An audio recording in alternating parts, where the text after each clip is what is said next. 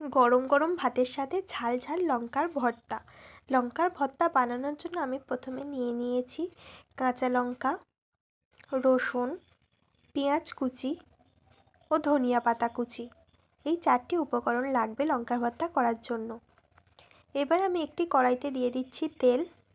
তেলটা গরম হয়ে গেছে, তেলের উপরে দিয়ে দিচ্ছি কাঁচা লঙ্কাগুলো। কাঁচা লঙ্কাগুলো দিয়ে হালকা নাড়াচাড়া করে নিয়ে কড়াইতে আর দিয়ে দিচ্ছি রসুন কোয়াগুলো, দিয়ে ওটাও একটু নাড়াচাড়া করে কিছুক্ষণ ঢাকা দিয়ে রাখবো। লঙ্কা রসুনটা প্রায় ভাজা হয়ে গেছে, এবার এগুলো তুলে নেব।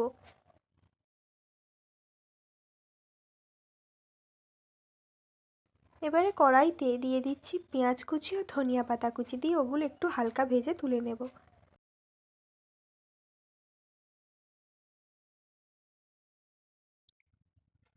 যেগুলো ভাজাচ্ছিলাম সেগুলো ভেজে নিয়েছি।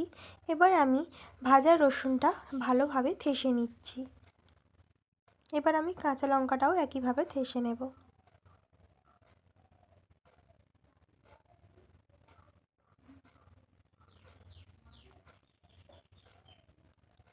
এবার সবগুলো একসাথে একটু মাখিয়ে নিচ্ছি।